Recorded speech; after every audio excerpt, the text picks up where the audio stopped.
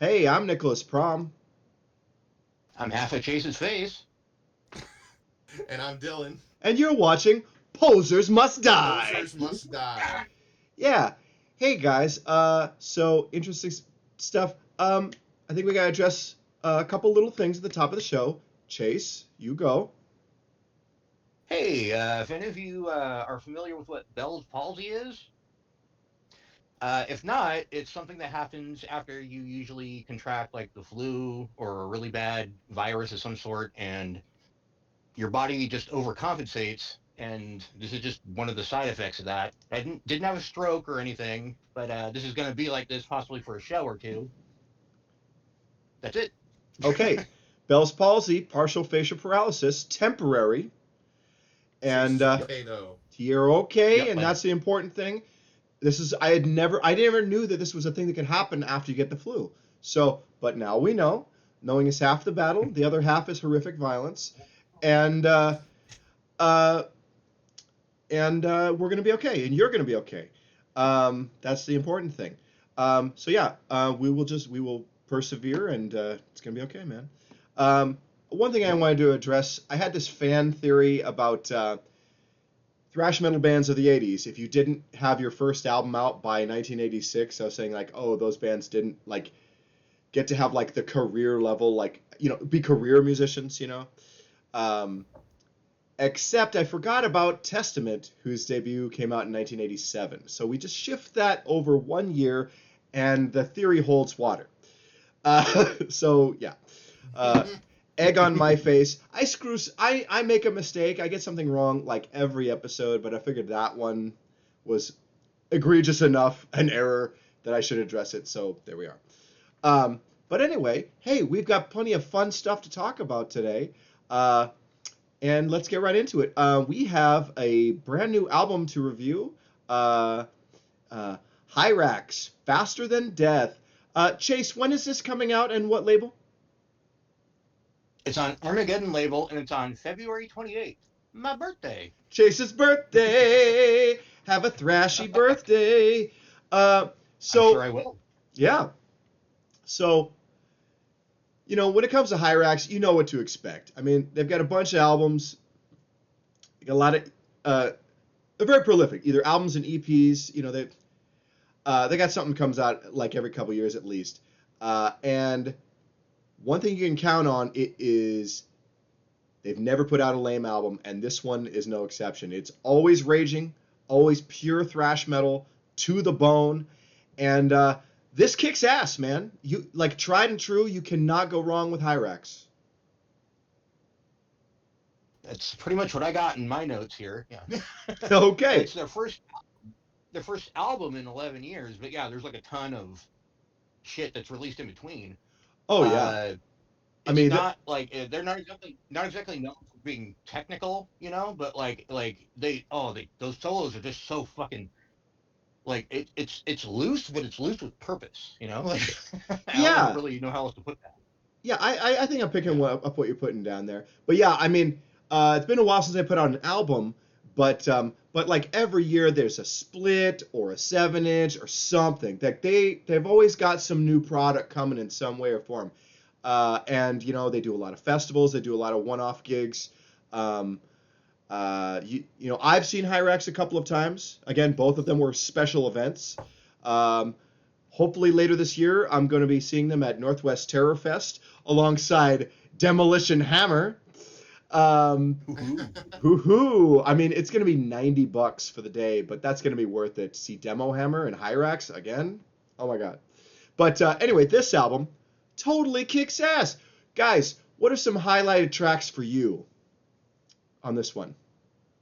Armageddon, the re-recording of Warlord's Command fucking ruled. Yeah. And of course, title track Faster Death fucking killed. So Yeah, yeah. What about you, Dylan?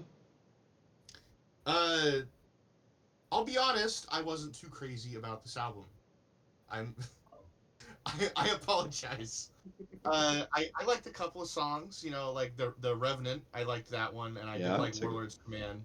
But I've never been a huge fan of HIRAX. I, I don't know. I just they're okay to me. I don't know. I guess their shit doesn't really vibe with me too much. So Dylan the contrarian here. Go ahead, shoot me, Interesting. whatever. No, that's just surprising. It's just surprising to me because I know you love crossover, and I know you love the band Violence, and I just feel like this is right in your wheelhouse. So that is surprising. But It surprises me too when that sort of thing happens. I don't know what my deal is. I just I listen to something. I'm like, this is okay. I'm not like banging my head or sure, freaking out over it or anything. But yeah. I mean, like, it's. I didn't think this was like. I did not hate it. I did not hate it. I want to say Well, that. I did not okay. hate it. It was okay. Quote it. That's the great pull quote. I did not hate this. But also, we know you, and like, Chase, how much you want to bet? Like, months from now, Dylan's gonna be singing the praises of HIRAX as like a favorite, or he loves them now. Maybe an album or two. Yeah, I can doing a 180, but time will tell. Yeah, we'll see. If not, whatever. Oh, We'll it should also be stated that Caton, not really sure. Caton, Yeah, his voice fucking rules still. He's doing, how do you say it? Thrash God's work, like. Yeah, I he mean, does have a great voice. He does, Yeah. and he's a great guy. It's funny. I've seen HIRAX twice, and I've met Caton twice. Cool dude. But the 2 times I met him were not at HIRAX shows. I met him at Ronnie James Dio's funeral, and I met him at a friend of mine actually just brought him up to Portland to DJ at Blackwater one time. I'm like, what? And then I met him then. So there you go. But I love HIRAX. Caton is one of the most underrated frontmen in metal. He's so good. Yeah, great voice.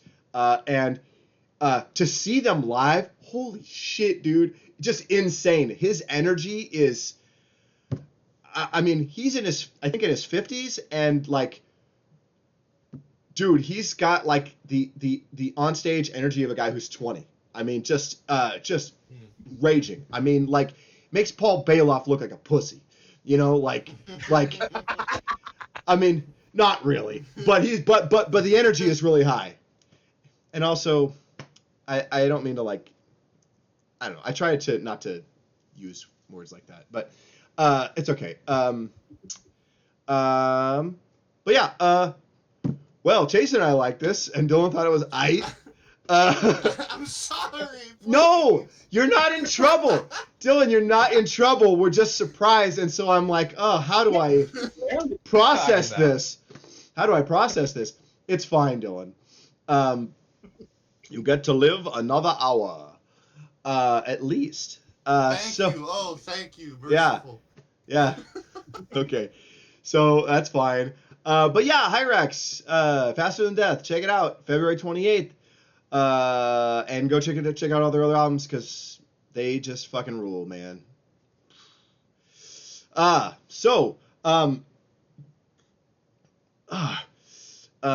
think it's time for Chase's classic album. And Chase, what did you pick this week? Wasn't it something kind of on the obscure side, right? On the obscure side. You guys might not.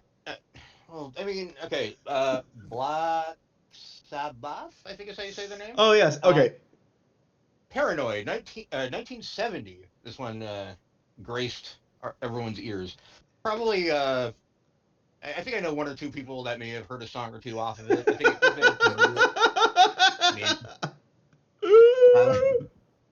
you guys ever hear that? Yeah. No. This album was huge for me. I mean, this is probably the record that really started it all for me, like, as a heavy metal guy. Aside from hearing, just whatever was playing on the radio, once I heard this record, and I heard songs from it, obviously, because Paranoid, War Pigs, and Iron Man are like oversaturated radio staples. Okay, they're kind of played out, but as an album, this is just like it is tremendous. It's so huge, and I remember being like, 14 like coming home from school, stoned, laying on the floor, and like Planet Caravan is just blowing my mind. You know, like, Oh, dude, yeah. that song still trips me out. I'm just like, it is so Yes. wow. But you know, and you know, songs like Hand of Doom and Electric Funeral are also favorites. Fairies Over Boots, of course. This is a great, great, great album. Um, what do you guys got on this one, man?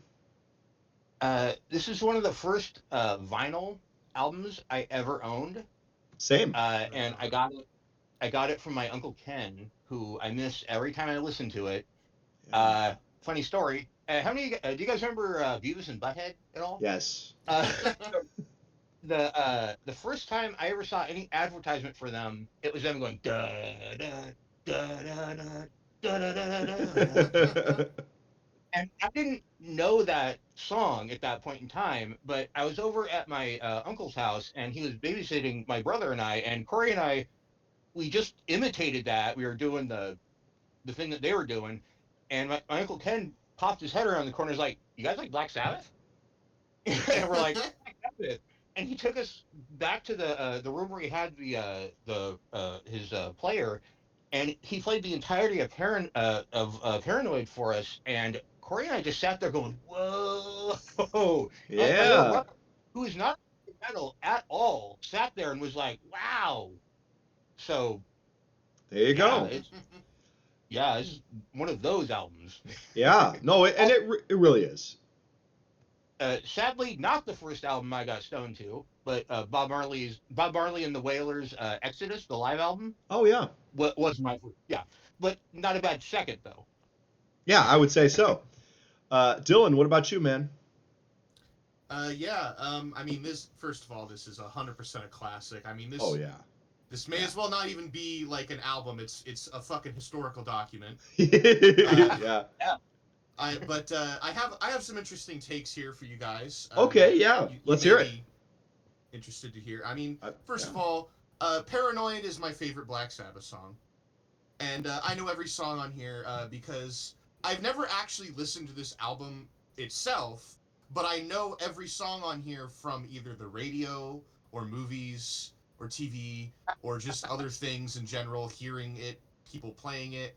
So I know every song on here except Rat Salad. I have never heard the song Rat Salad for some reason, but it's a really good fucking song. I really liked it. Yeah. Um, but yeah, fucking, I mean, you can't go wrong. I mean, Planet Caravan just makes me, of course, want to smoke a fat doob and Yeah. get in a spaceship and just drift to another Yeah. solar system. Dude.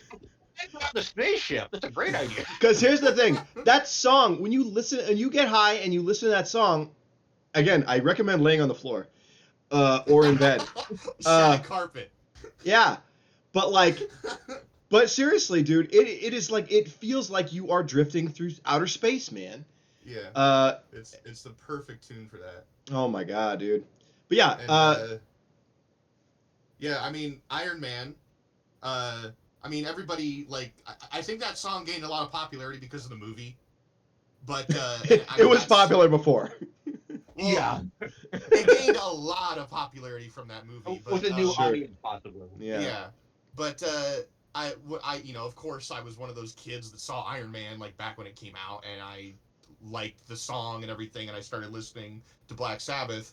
But it's cool, and I'm sure everyone knows this. This isn't new information. The actual lyrics of Iron Man are not about the superhero. It's Of about a course. very fucking metal story about a guy that like steps in a electromagnetic field and gets turned into solid metal, and everyone around him is questioning: is he still alive? Does he think? Can he move? You know. So I personally really fucking love the lyrics to Iron Man, and I think that's a misunderstood song when Oh a yeah. normal person hears it and thinks of the fucking superhero. So that's just my Yeah. thoughts on that. I mean, Chase and I are like lifelong comic book readers, so uh, you know, one listen to the song, you're like, this can't be about the comic book Iron Man. Yeah. What it is about is my understanding is, okay, you guys remember the Iron Giant? Oh yeah. Yeah. So it was a British children's novel, The Iron Man. Mm-hmm. Oh. And is my understanding that this song is loosely based on that. Oh, okay, okay. Yeah. But regardless, the song rules. The lyrics are probably the best part of that song. Honestly, it's incredible. Yeah. There's some really amazing lyrics on this album, and I think it's the lyrics on much of this record are stronger than some of these riffs, man. Which are some of the like Yeah, heaviest, most seminal riffs. But like the lyrics to like Electric Funeral and Hand of Doom and stuff, I'm like, Jesus, this is like the darkest, heaviest thing that had ever been put to tape, up to that point. Like, it's insane. But Black Sabbath rules, man. So, yeah. Now here's one more. Okay. You guys are probably gonna hate me for this. I don't like the song "Electric Funeral." What? Okay. I don't like it. We do hate him. So we'll be we'll be auditioning replacements for Dylan. If you want to email us, No, I swear, no. I'm kidding, of course. I Okay. fuck me. I don't know. Rivers turn to wood, eyes melt into blood. That lyric is like, holy shit, man. Like, I guess I need to listen to it again and like actually like read the lyrics or something. But yeah.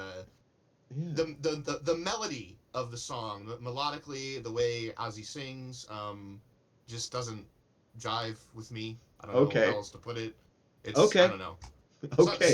Some melodies in music that I listen to just don't work with my brain, and I don't know what my problem is. I don't either. Yeah. Okay. Whatever. I'm a poser. Fuck me. Fuck this poser. I like every but song on the album, but one.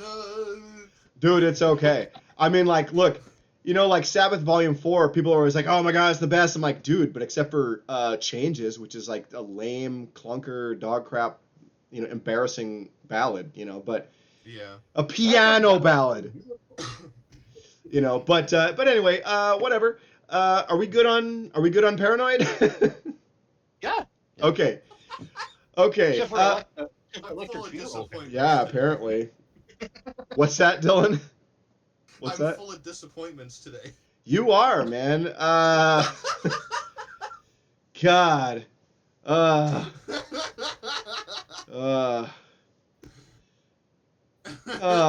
have no son. No. Oh. Okay, man. Oh, man. That's Okay. a great reference. Thank you. Okay, so, I guess we could go into Dylan's demolition now. Gee, Hated it. Oh, sorry. hated it. Okay. All right. Okay. All right. Yeah. Okay. All right. This week I chose "Total Tear Up" by the band Eternal Nightmare. This is a 1990 demo from. These guys are from the Netherlands. Yeah, They're Dutch. a death thrash outfit. They surprisingly only ever had 2 demos, and then they just disappeared off the face of the earth. But this shit rules. Oh, man.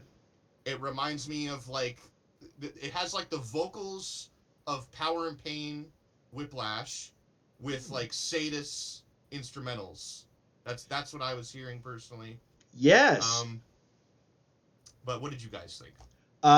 The sadist comparison is apt. I was thinking like a very extreme thrash, like Sadist or Demolition Hammer, okay, but with a hint of like Harmony Corruption, or Harmony Corruption era Napalm Death, kind of like so there's some thrash, some death happening in there too, but it's really nice stuff. I thought this totally kicked ass.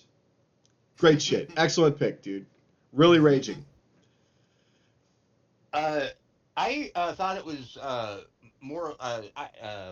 what did I play here? Schizophrenia and Beneath the Remains era Yeah. Sepultura was what I was Oh, hitting instrumentation. I can dig that. I Uh, mean, yeah, I think I heard a bit of that too. I know. Yeah. yeah, and any demo that starts with choke on 'em, Chokada! yes, I was like, okay, we're good. yeah. Ah, yes, we love a sound clip from Day of the Dead, the most mean-spirited of Romero's Dead trilogy. I gotta say, Nihilistic. yeah. Oh yeah. Um, but yeah, yeah. No, I don't have much more on this. I'm just like, yeah, like some of the most extreme thrash, bordering on death metal. It's really good. Yeah. Yeah.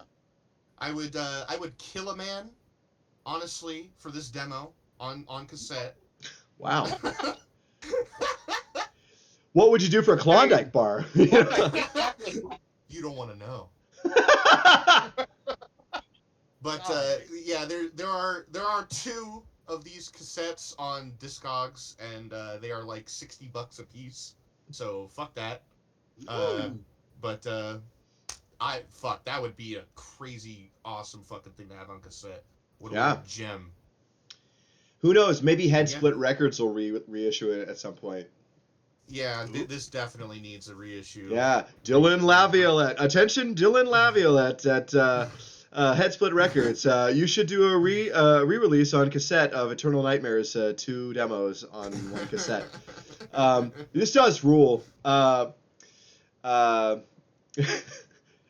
don't know if you guys have met Dylan. He's a great guy. No, he's awesome, dude. Oh yeah, Chase has met him, and Dylan, you might have. I can't remember. Did you make it to the Massacre show? No. Oh shit. Well, then you didn't. But maybe. Well, tell you what. At the next opportunity, I will introduce you to Dylan because he's a great guy. Okay, cool. Yeah. Yeah. He's really great guy. But anyway. So are we pretty good on this? Are we ready to move on? Yeah. Yeah. Eternal Nightmare. And it's so funny because I know this came up on your YouTube recommendations because we had a violence Eternal Nightmare last week. Actually, surprisingly, I went looking. I went Okay. looking for a demo and I found this and I was like, oh, that fits. Okay. Yeah. That's funny. Well, it's an excellent pick. It was really good. So, right on. Cool. So I guess we'll just go on to Hardcore Hall of Fame, and this week I chose the Exploited.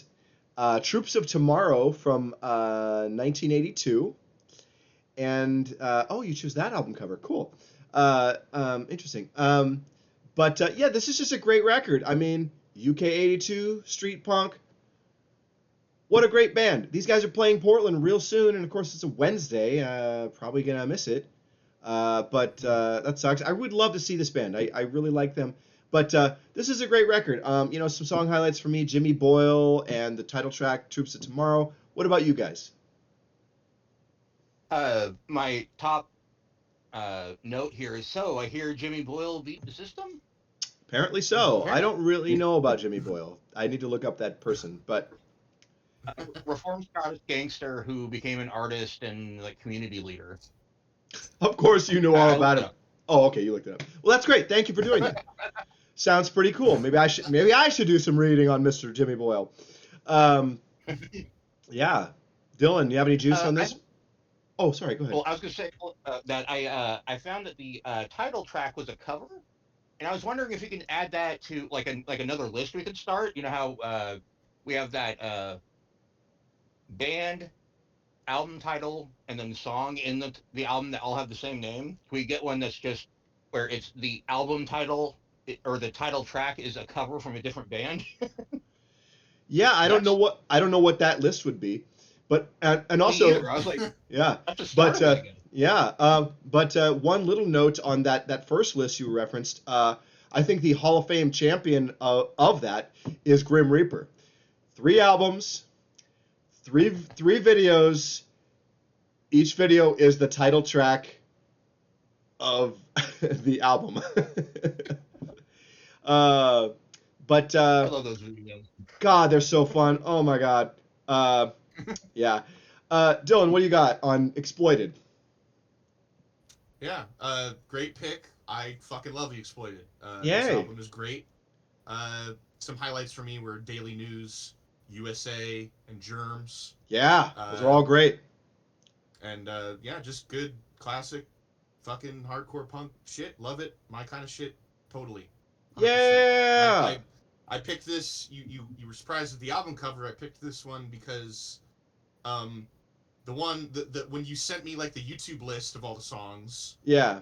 I thought that I don't know, that looked like to me just like my instincts were telling me that was like the reissue like album cover or And it something. might have been. So I didn't look deeper, so. I just googled the Exploited and Troops of Tomorrow, and this image was tiled like 100 times. I'm like, oh, that must be the album cover.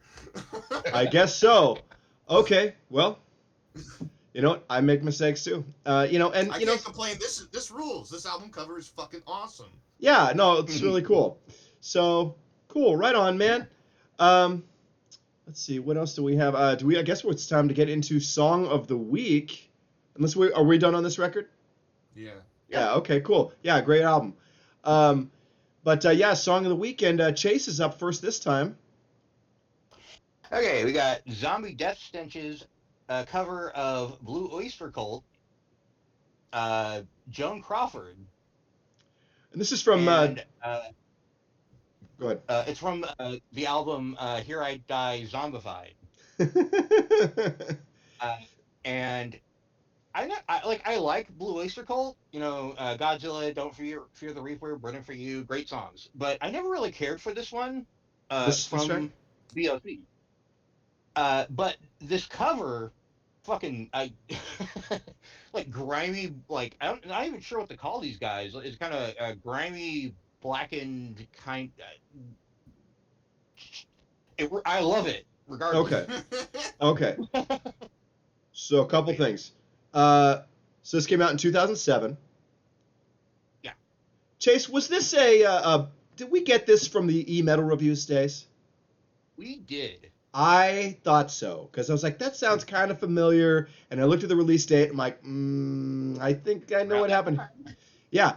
I vaguely remember getting this from them back then, and yeah, they're like a Black Death group. Yeah. I would call this cover symphonic black metal, to be honest. I mean, because they do have the keys on it, and yeah, and the vocals seem more black metal-y than death metal. So, I love Blue Oyster Cult. I'm not crazy about the song Joan Crawford. I like this cover though.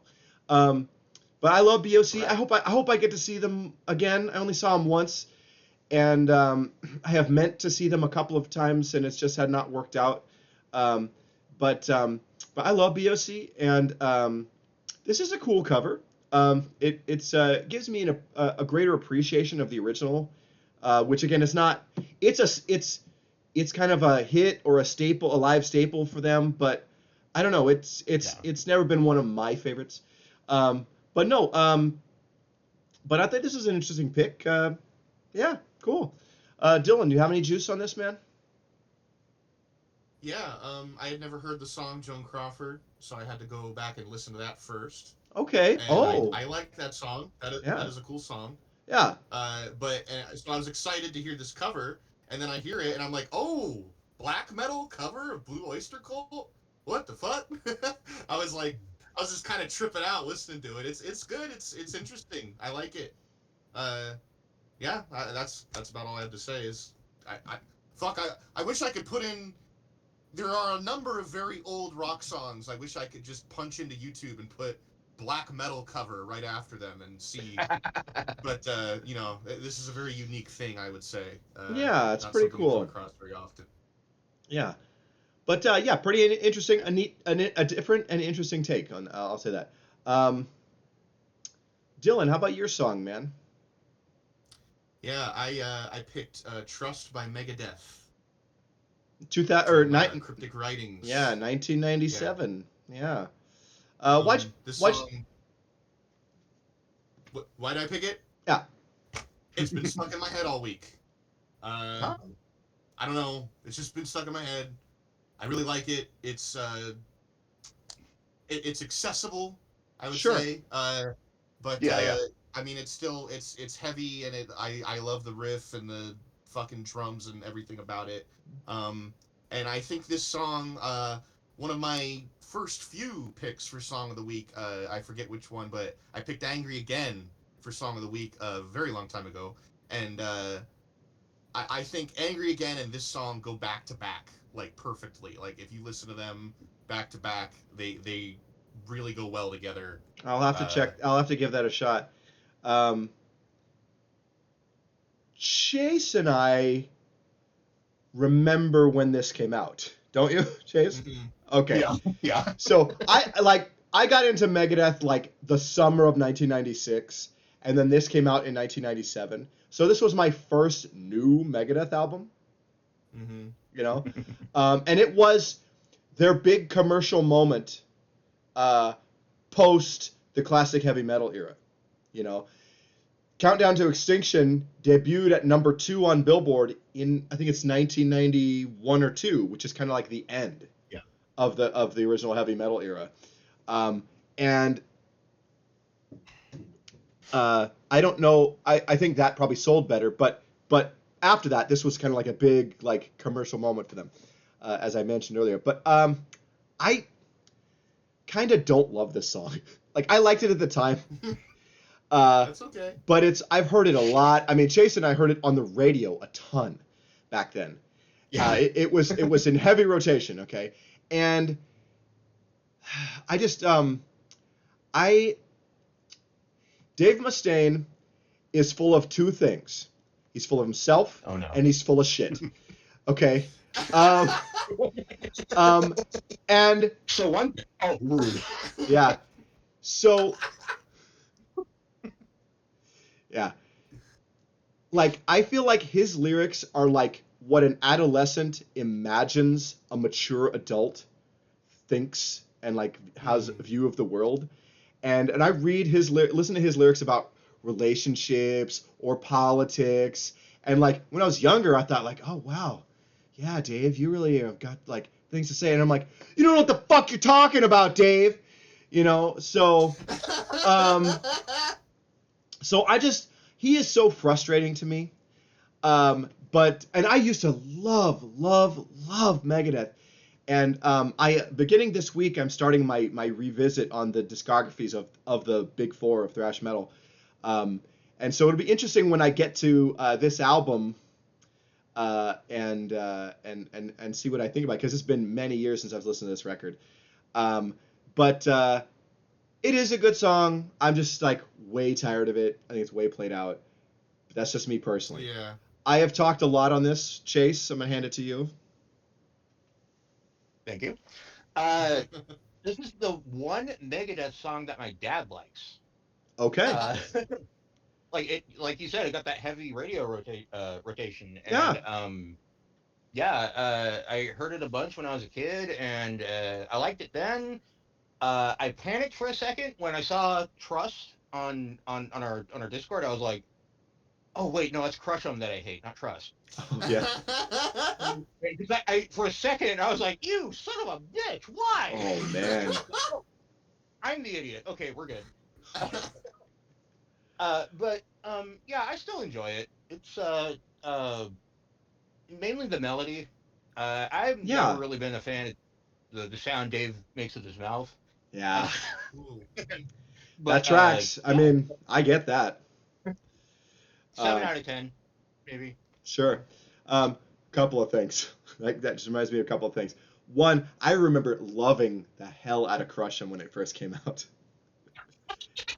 It was 1998 or 9. It was a different time, guys. Yeah. I even got a like Crush 'em t-shirt. It was so embarrassing because I saw Megadeth on the tour for Risk. That was I think the first time I saw them. I want to say. But I think I saw them twice in 1999. But anyway, but yeah, this was oh, let's go commercial and try to get some of that juice the Metallica's getting, right? Like with the loads and stuff, right? But we're not cutting our hair, that kind of thing, But then they go even further into the commercial and experimental on the next record, and it's trash, son. It's a pretty bad record. Risk is, but I'll be revisiting that too, and who knows how I feel about it. But yeah, about Dave's voice, I almost didn't become a fan. Like it was summer of '96. I got it. I got Countdown because that was the album that I had seen around most, and I was like, okay, I'll get that. And I'm like, I kept listening to it because I'm like, okay, I'm into heavy metal now. I'm a kid, okay, and Megadeth's one of the big heavy metal bands. I have to like understand this, right? And so I just kept listening to that record until it clicked, and then I genuinely did like his voice. And then I got Rust in Peace and Euthanasia, and that was like the trilogy for me for a while, until I found their first few records. Trilogy. Not bad, not the best, but but at least I had Rust in Peace, so I had like a solid thrash foundation in there,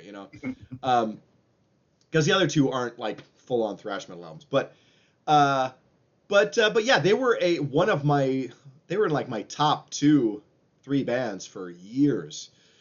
So yeah, Megadeth. That's kind of wild to me that you guys aren't too crazy about Dave's vocals, because I fucking love Dave's vocals. That's like, cool, he's man. One of my favorite vocalists, dude. And but when you see them live, they are. When you see them live, oh man, I've seen Megadeth half a dozen times, and it's 50-50. Is his voice going to be good tonight or sound like garbage? Oh, interesting. Yeah. I don't. I haven't seen them in some time, but yeah, that's a thing. Well, it always. Oh, go ahead. That was it. It always makes me sad when I look up a Megadeth song on YouTube, like Tornado of Souls, for instance. And there's like people. One of the top search results right under Tornado of Souls is no vocals, and like I will go to the no vocals version, and people are commenting like, "Thank you for removing the vocals. I hate his voice." It's like, what? Come on, man. Okay. But that's beside the point. I'm just gonna give you an Exhibit A of Dave's vocal sounding bad. Go look up his Megadeth's performance from the Arsenio Hall show. Okay. Maybe man. Maybe send me that. Maybe send me that. I might forget. But... I'll send it to you, and I'll put it on the Discord, and it's woof, man. Yeah, and it's an embarrassing moment for metal, because it could have been a triumphant moment for us, and it's just like, ooh, we just went not good. I'm really interested to see that now. I can't. I'll send it to you. I'll send it to you. But yeah. My last notes. I'm sorry this song is worn out for you guys. It's fine. It feels pretty fresh to me, and I just want to clarify that I really like it musically. I don't really care about the lyrics of this song. Oh no, honestly, I almost agree with you, Nick, about the lyrics. But I like the riffs and the drums and the opening kind of string, whatever that is. Yeah. No, the melody and the composition of this song are great. I mean, like Megadeth, especially like this lineup, the Mustaine, Ellefson, Friedman, Menza lineup. That musically, and then that lineup was what? Rust in Peace, Countdown, Euthanasia, and Cryptic Writings, because I think Nick's out on Risk. Those 4 albums, from a creative standpoint, is probably like really the for just a music fan, not necessarily a heavy metal fan, the best you could ask for from Megadeth. Mm-hmm. So yes, they're really firing on all cylinders during that era for that lineup, and the rest of their career it's like pretty unstable, but anyway, whatever. We're good on this. Move on to my song of the week.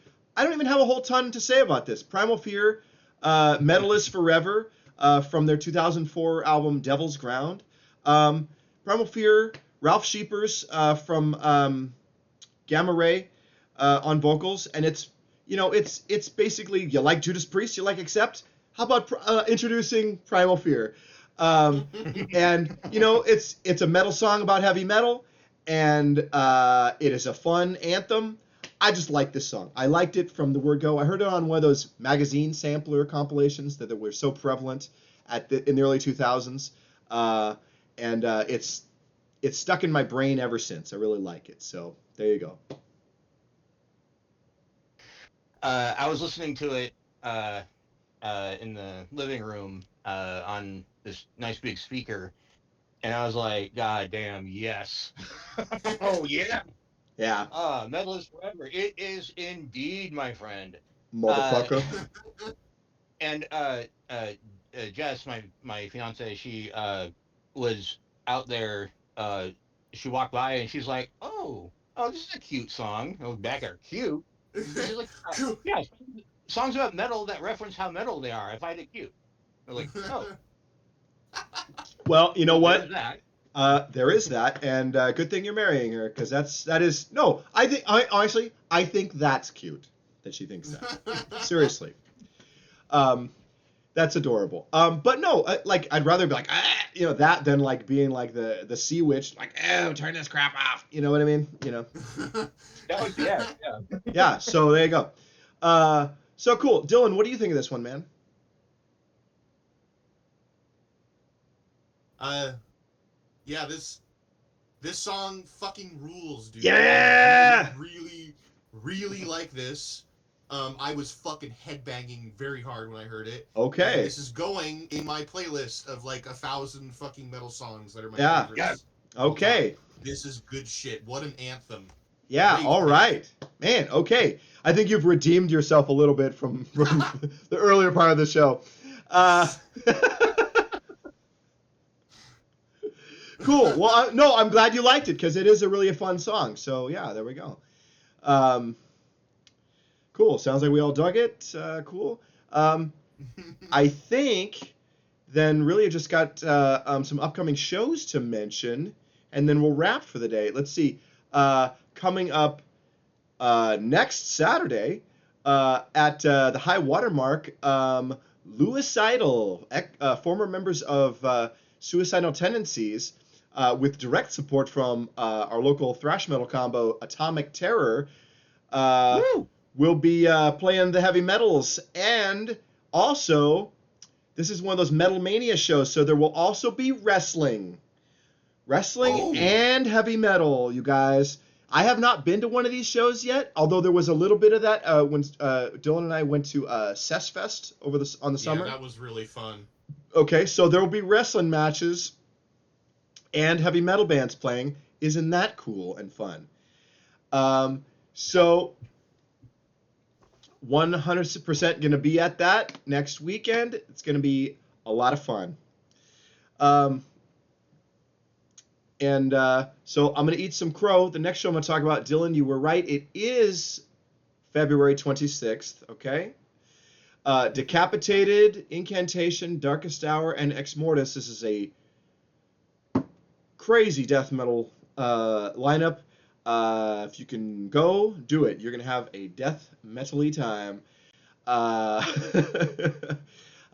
forget, don't forget that Incantation will be playing. Is it Mortal Throne of Nazarene in its entirety? I think that's right. And that's really cool. I saw Incantation many years ago with Cannibal Corpse, and they were great. I wish I could be at this. I would love to see them again. But hopefully John McKenty's still going strong, and I hope everyone who goes has a blast.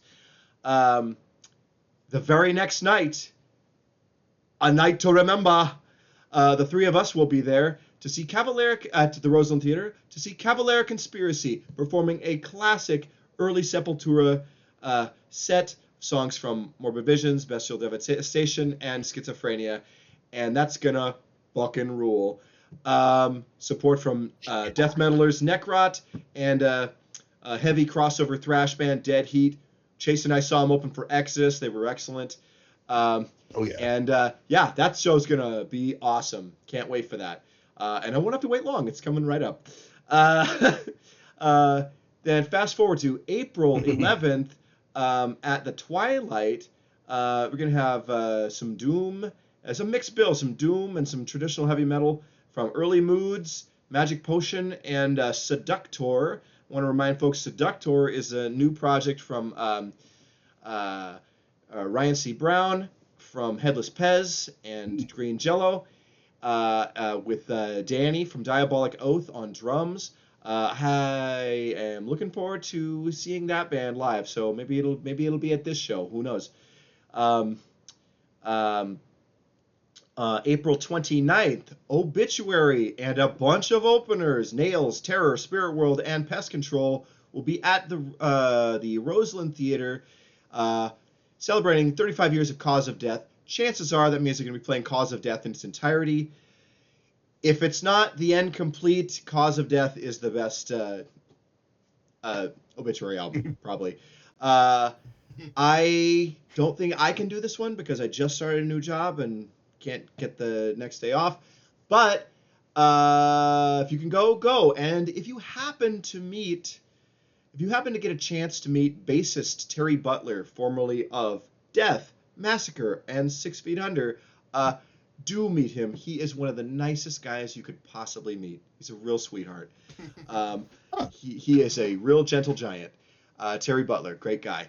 Yeah, that is a thing. And then June 3rd at the Revolution Hall, Napalm Death and the Melvins, with support from the Hard-Ons, will be kicking ass for your heavy metal enjoyment. Rev Hall is a great room to see any show. I've seen a couple of concerts there, not metal, but I'm sure Napalm Death and Melvins will be putting on an incredible show. I really would like to go to this, and perhaps we shall. But yeah, that's about all that for now. Chase, why don't you hit us with the sign-off, man? Okay. Thanks for watching. Remember to like, comment, subscribe, and remember that the pleasure is to play. Makes no difference what you say. Thanks, everybody. Good night.